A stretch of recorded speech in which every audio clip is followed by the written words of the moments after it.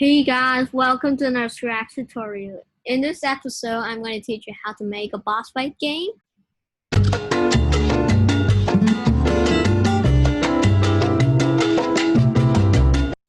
What I have is two variables. One is for the player, which is poorly drawn box, and a platform with a poorly drawn round sprite that comes up at the bottom of the screen, and a boss which is poorly drawn boss, which is like lava. You've got h, which is a test variable, and the variable for the player only, y. So now what you're going to do is add 3 green flags and forever. And make 2 custom blocks, one called y and run fast screen refresh, and put in one forever. And make another boss, and just click OK with the screen refresh. And put in another. Let's don't leave it for a while for the boss so it's fly out of here. Why? You're going to repeat until not touching the platforms. So if it's not touching it, so it will only until it's not touching the platforms. And if it's touching the platforms, then he's going to change y by 1. So you rise up very quickly, so fast that he won't.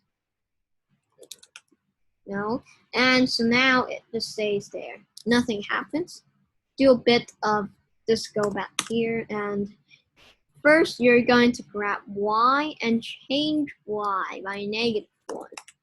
You're going to set y to 0 at the first step.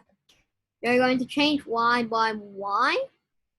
So now it got the smooth falling engine. So it got the smooth falling procedure, which is if you just make this run with screen refresh, then it'll fall a bit only. So if you put in run with without screen refresh, then it will make like this. That's perfect.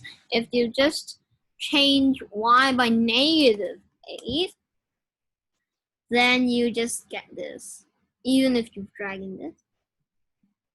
So you'll only fall X pixels at a time. This makes it like velocity.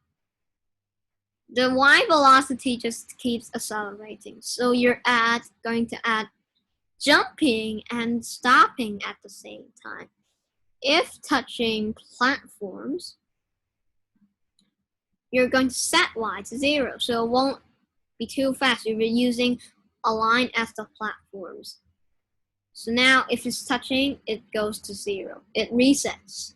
And again, you're going to set. If key up arrow is pressed, you're going to not change y by 10. You just need to set y to 14.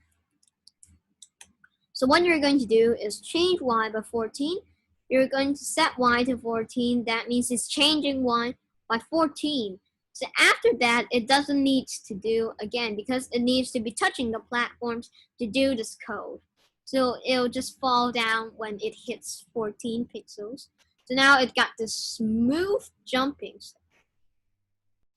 And now, as you can see, we've got another key presses to navigate us. Put it under the touching platforms. And you're going to go to direction. You're going to press this in between. And now you just need to point in direction 90 in the right arrow and -90 in the left arrow. So now it got smooth movements and clean collision. Finally, we can move on with the boss.